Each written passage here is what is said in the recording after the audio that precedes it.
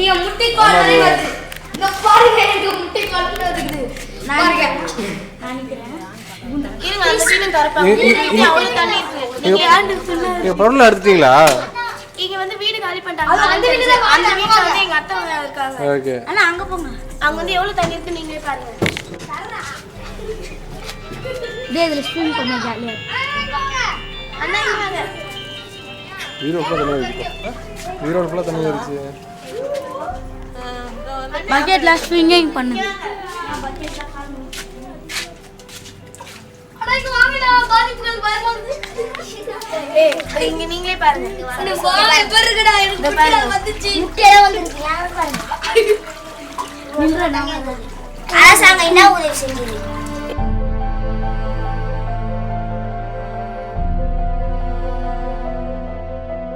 தமிழகத்தில் தொடர்ந்து மழை பெஞ்சிட்டு வருது. இதனால் பாதிப்புகள் பார்த்தீங்கன்னா சென்னையில் இருக்கக்கூடிய மாநகர மக்களுக்கு பெரும் அளவில் இருக்குது. அதுலேயும் பார்த்தீங்கன்னா தரமணி 2 மாதத்துக்கு முன்னாடி எல்லோரும் தேட்டரில் போய் தரமணின்ற ஒரு படம் பார்த்து ரசிச்சிருப்பீங்க. அந்த படத்தில் சொல்லப்பட்ட விஷயங்களையும் தெரிஞ்சிருப்பீங்க. ஆனால் அதே பகுதியில் ஒரு மழை வெள்ளம் வர்றப்போ எந்த அளவுக்கு பாதிக்கப்படுறாங்கிறது நீங்கள் நேராக பார்க்கும்போதே தெரியும். நீங்கள் நின்றுட்டு இருக்க இந்த ஏரியா பார்த்தீங்கன்னா வந்து ஒரு பூலோ எதுவுமே கிடையாது. மக்கள் நடமாடுற ஒரு நடைபாதை. 1 நாள் 2 நாள் மழைக்கு இந்த தண்ணி நின்றுட்டு இருக்கு. சுற்றி எல்லா பக்கமே தண்ணி, குறிப்பாக மக்களோட வீட்டுக்குள்ளேயும் தண்ணி பூந்துருக்கு. இவங்களோட வாழ்வாதாரம் முழுமையாக பாதிக்கப்பட்டிருக்குன்னு தான் சொல்லணும். அதுலேயும் பார்த்தீங்கன்னா அவங்களோட இது ரெகுலராக யூஸ் பண்ணுற உணவு, சாப்பாடு செய்யக்கூடிய விஷயங்கள், அடுப்புகள் முதற்கொண்டு எல்லாமே மழையில் தண்ணியில் மிதந்துட்டு இருக்கு. ஸோ அவங்க என்னென்ன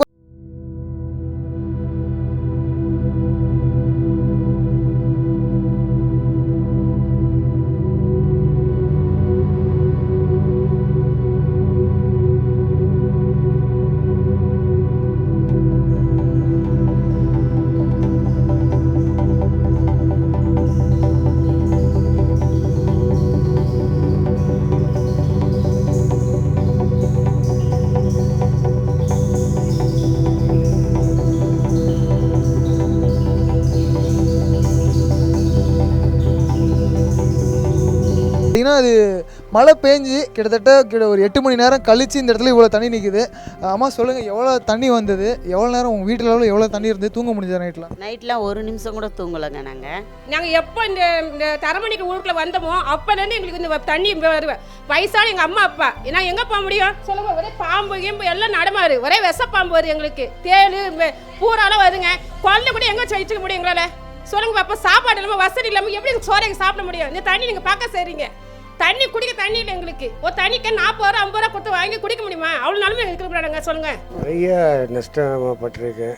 எல்லா துணிமணி பொருள்கள் எல்லாம் நஷ்டம். ராத்திரி 1 மணிக்கு நாங்கள் 2வது மேலே 2 பேருமே உடம்பு சரியில்லாதவங்க.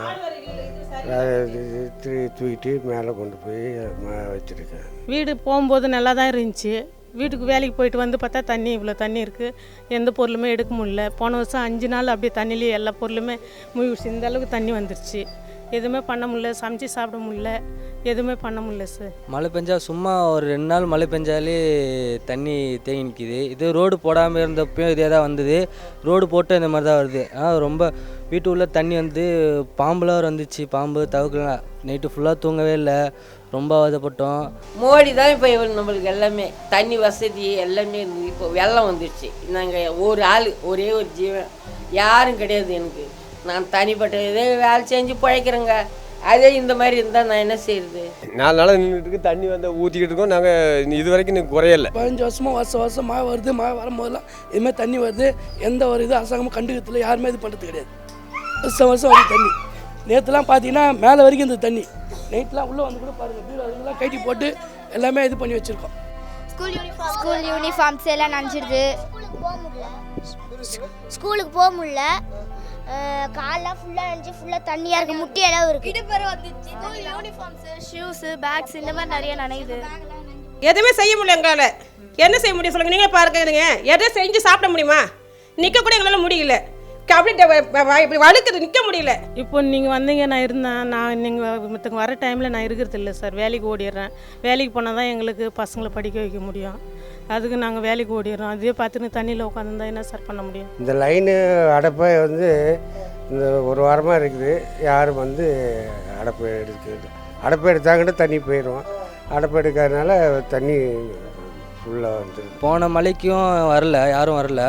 போன மழைக்கு எதுவுமே ரோடு போடாமல் இருந்ததால் ரோடு போட்டது கொஞ்சம் இதுவாக இருந்தது. ஃபஸ்ட்டு மழை பெய்யும், இப்போ ஒரு நாள் அடி அடிச்சுது மழை. அந்த இடத்துல அவ்வளோ தண்ணி வரல. இந்த இடத்துல டொக்குனால ரொம்ப தண்ணி ரொம்ப எங்கேயும் போகிறதுக்கு வழி இல்லை. அங்கே இருக்க தண்ணியெல்லாம் ஃபுல்லாக இங்கே தான் வருது. ஃபுல்லாக இந்த இடம் ஃபுல்லாக போகிறதுக்கு வழி கிடையாது. எல்லாம் தண்ணியெல்லாம் வீட்டுக்குள்ளே தான் வருது.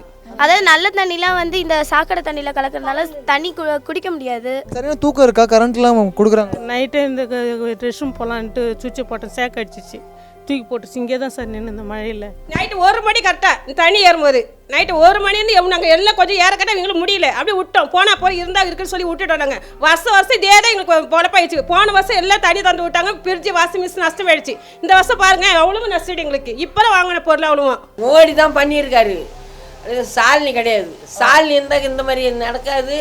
ஜெயலலிதா சொல்லவும் நடக்காது. ஜெயலலிதா சொல்ல கூட வந்து எல்லாமே நம்மளுக்கு நல்லதாக பட்டேன்.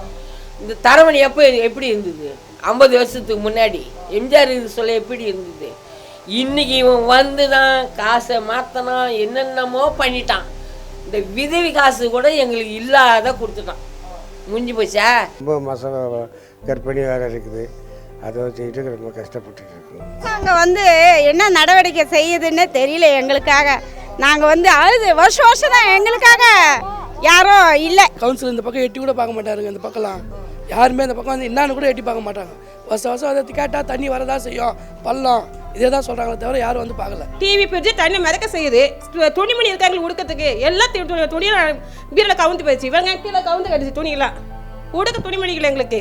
பாம்பு, தவளை, பூரம் எல்லாமே உள்ளே வருது. உள்ளே போய் எதுவுமே எதுவும் முடியல. எதனா போய் எடுக்கணுன்னா கூட போய் அந்த துணி எடுத்துகிட்டு போய் போடும்போது பூச்செல்லாம் ஏறுது. எந்த நேரத்தில் என்ன நடக்குதுன்னு எதுவுமே தெரிய மாட்டேங்குது சார். தண்ணி போகிறதுக்கே வாய்ப்பே இல்லாமல் தான் கஷ்டப்பட்டுன்னு இருக்குது. கழிவுநீர் அந்த சைடில் வந்து காவாலாம் இருக்குது, குப்பெல்லாம் இருக்குது. அந்த மிக்ஸ் ஆகி அப்படியே ஃபுல்லாக வருது. வேறு வழியில் இருந்தால் ஒன்று வேறு எதுவும் எம்எல்ஏக்கா யாரும் இங்கே இது வந்து பார்த்தாங்கன்னா ஓரளவுக்கு பரவாயில்ல, பிரச்சனை தீரும். யாரும் வந்து பார்க்கறது கிடையாது. அப்படியே விட்டுறாங்க, அசால்ட்டாக விட்டுறாங்க. பார்த்தாங்களா பரவாயில்ல. அரசாங்கத்துலேருந்து யாருமே வந்து நடவடிக்கை எடுக்கல, வந்து பார்க்கல. குழந்தைங்க சின்ன குழந்தைங்கள வச்சுக்கிட்டு கஷ்டப்படுறோம் பாருங்க. அப்படி படுறோம். இந்த எங்கள் பசங்களாம் இந்த இடமே வேணாம் விற்றுட்டு எங்கன்னா ஓடிடலாம் வாங்க அப்படின்னு கூட சொல்கிறாங்க. நைட்டுக்கு மழை வருமே, எப்படி நாங்கள் இருக்கிறது? எங்கே போய் இருக்குது? நைட்டே ஒரு இடத்துல இருந்து இவ்வளோ தண்ணி. வேலைக்கு போயிட்டு வரேன், இது என் பழுப்புக்கு போனேன். காலையில் எழுந்து இவ்வளோ தண்ணி நீஞ்சி போய் வந்துட்டேன். இப்போ நைட்டுக்கு பெஞ்சா நான் எங்கே போகிறது? எல்லாம் மேலே எடுத்து வச்சுக்கின்னு நம்ம பாதுகாத்துக்கிட்டு தான் பார்த்துருக்கோம். நம்ம ஓரளவுக்கு நாங்களே இப்போ ரோட்டில் எல்லாம் கேட்டிருக்கோம். வீட்டுக்கு இவ்வளோன்னு கலெக்ஷன் பண்ணி ஹைட்லாம் பண்ணலான்னு நாங்களே ஐடியா பண்ணியிருக்கோம். இதுக்கு மேலே அரசாங்கத்தை நம்ம இந்த ஆகாதுண்டு. இந்த ரோடு போடும்போது சொன்னால் இது வந்து பள்ளம் காட்டி விடுங்க, இந்த ரோடு தண்ணி போகிறதுக்குன்னு சொன்னால். ஆனால் வந்து போட்டு விடவே இல்லை. போட்டு விடுறேன்னு சொன்னாங்க. 3 நாள் தூங்கவே இல்லை சார். அது பார்த்துனே தான் இருந்தாலும் இது மோடு தூக்கிட்டு இந்த சைடு பள்ளமாக்கிட்டு போயிட்டாங்க. தெரு தண்ணி ஃபுல்லாக உள்ளே வருது. தெரு தண்ணி உள்ளே வருதுன்னு தான் இந்த மோடே கட்டினாங்க. அதுக்கு பிற்பாடு இந்த வழியாக தண்ணி உள்ளே வருது. எப்படி சார் நாங்கள் இருக்க முடியும்? அவங்க கையில் ரோடு போகிறவங்க கையில் சொல்கிறோம். அவங்க வராங்க, ஆர்ஐ வராங்க, அப்புறமா வந்து இன்ஜினியரிங் வராங்க, எல்லாருக்கிட்டையுமே நைட்டில் சொல்கிறோம். ஆனால் நான் பண்ணி விட்றோமான்னு சொன்னாங்க. ஆனால் பண்ணி விடவே இல்லை சார். எங்களுக்கு எதுவுமே ஒரு இதுவும் கிடையாது. நாங்கள் 3 பசங்களை வச்சுக்கிட்டு இருக்கோம்.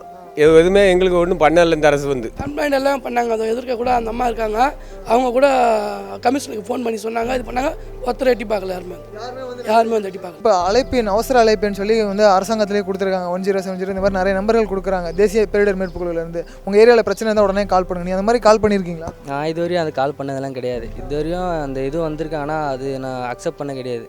அது பண்ணியிருந்தேன். அப்புறம் 108 கூட ஃபோன் பண்ணது கிடையாது இது வரையும் வந்ததுலேருந்து. பல வருஷமாக நாங்கள் குடும்பம் பண்ணோம், இல்லைன்னு சொல்ல. இப்போ தான் இப்போ இதெல்லாம் ரோடு போட்டாங்க, மாடி ஆச்சு. நாங்கள் வந்து பசங்களை வச்சுக்கிட்டு கஷ்டப்பட்டுக்கிட்டு நாங்கள் இருக்கோம். எங்களுக்கு வந்து இந்த இடத்துல வந்து எவ்வளோ மழை பெஞ்சாலும் தண்ணி வந்து ரோடு ஃப்ரீயாக இருக்கணும். மழை தேங்கி நிற்காத அளவுக்கு ரோடு போடணும். என்ன சொல்கிறது, இந்த குப்பை குழிலாம் அங்கங்கே கொட்டாத அளவுக்கு ரோடு வந்து நீட்டாக இருக்கணும். மழை பெஞ்சால் தண்ணி தேங்காத அளவு இருக்கணும். அந்த மாதிரி இருந்தால் யூஸ்ஃபுல்லாக இருக்கும். ஓட்டு போடுங்க செய்கிறோம் அப்படிங்காங்க. அதுக்கு எதுவுமே செய்கிறது கிடையாது. நான் இதுவரையும் ஓட்டு போட்டதில்லை. நான் எங்கள் அம்மா போட்டிருக்காங்க, எதுவும் கேட்டதில்லை. இனிமேல் ஏதாச்சும் வந்தால் கேட்கணுன்னு நான் ஒரு இது எடுக்கிறேன். எல்லாம் கேட்டேன். இதுமாரி கேட்டால் தான் ஏதாவது ஒன்று செய்வாங்க. இது மாதிரி அவங்க ஓட்டு கேட்குறது மட்டும் ஒரு 2 செகண்ட் 3 செகண்ட் வந்து பார்த்துட்டு கை குளிக்கிட்டு போயிடுறாங்க. அதுக்கப்புறம் வந்து தண்ணி வந்தால் எது வந்தாலும் வந்து பார்க்கவும் மாட்டுறாங்க. வரவங்க கிட்ட நாங்கள் கண்டிப்பாக முன்வைப்பு. நாங்கள் இந்த ஏரியா ஜனங்க எல்லாருமே கேட்போம். கேட்டு நாங்கள் இது பண்ணுவோம். ஓட்டு மட்டும் வாங்கி போயிடுறாங்க. யார் என்ன கேட்குறாங்க? ஒன்றுமே கிடையாது. தண்ணி வருது, பாம்பு வருது, பல்லி வருது, எல்லாம் வருது. அட்டைப்பூச்சி ஒரு பூச்சி அவ்வளோ பெருசு வருது. அரசு தரப்பில் நீங்கள் ஒரு கோரிக்கை வைக்கணும்னா என்ன சொல்ல விரும்புறீங்க அரசு? எங்களுக்கு இந்த இதை வந்து சுத்தம் பண்ணி தண்ணி வராமல் இது பண்ணணும், அதுதான் எங்களுக்கு. தண்ணி எந்த வீட்லேயும் நொழியக்கூடாது, மக்களுக்கு பாதிப்பு இருக்கக்கூடாது. தண்ணி வசதி வந்து நல்ல குடிநீர் நல்லா இருக்கணும். ஒரு இன்ஸ்பெக்டர் வந்து பார்த்து போனார், வந்து ஐயோ இவ்வளோ தண்ணி இருக்கிறம்மா, நீங்கள் சாப்பாடுக்கு என்னமா செய்வீங்கன்னு அவங்க சாப்பாடு பொட்டலாம் சோறு கொடுத்து போனாங்க. அவ்வளோதான். சீக்கிரமாக வந்து நடவடிக்கை எடுங்கன்னு தான் தயவு செஞ்சு அரசாங்கம் வந்து நடவடிக்கை எடுக்கணும். நம்ம சென்னையில் மக்கள் வாழக்கூடிய மாநகரம் கூட சொல்கிறோம். இந்த மாநகரத்துலேயும் இப்படி ஒரு பிரச்சனை இருக்கிறது. குறிப்பாக வந்து தரமணி, அதாவது சென்னையில் இப்போ இருக்கக்கூடிய மாடர்ன் டே இஷ்யூஸில், அதாவது மாடர்ன் டே சிட்டின்னு கூட சொல்லலாம், மாடர்ன் தெருன்னு கூட சொல்லலாம், எம்ஜிஆர் சாலை அது பக்கத்தில் இருக்கக்கூடிய தரமணியில் மக்கள் வசிக்கக்கூடிய இந்த இடத்துல இவ்வளோ தண்ணி, வீட்டுக்குள்ளே இவ்வளோ பாதிப்புகள், மக்கள் அவங்களோட அழுகுறலில் சொல்கிறாங்க. மின்சாரம் பாதிக்கப்படுது, தன்னோட வாழ்வாதாரம் பாதிக்கப்படுது, தன்னோட டிவி டெலிஃபோன் எல்லாமே வந்து பாதிக்கப்படுது அப்படின்ற ஒரு விஷயத்த சொல்கிறாங்க. அரசு தரப்புலேருந்து யாருமே வந்து எங்களை கேட்டுக்கல அப்படின்ற இன்னொரு விஷயத்தையும் அவங்க குறிப்பாக சொல்கிறாங்க. ஓட்டு கேட்க வராங்க, ஓட்டு கேட்க வந்ததுக்கப்புறம் அந்த விஷயத்தை மறந்துடுறாங்க அப்படின்ற ஒரு விஷயத்தையும் ரொம்ப அழகாக ரொம்ப வெளிப்படையாக சொல்லியிருக்காங்க. கண்டிப்பாக இந்த மாற்றம் ஒவ்வொரு முறையும் மழை வரும்போது மழை வருவதற்கான சந்தோஷத்தை மறந்து மழையை பார்த்து பயப்பட வேண்டிய ஒரு சூழல் இருக்குன்னு தான் சொல்லணும்.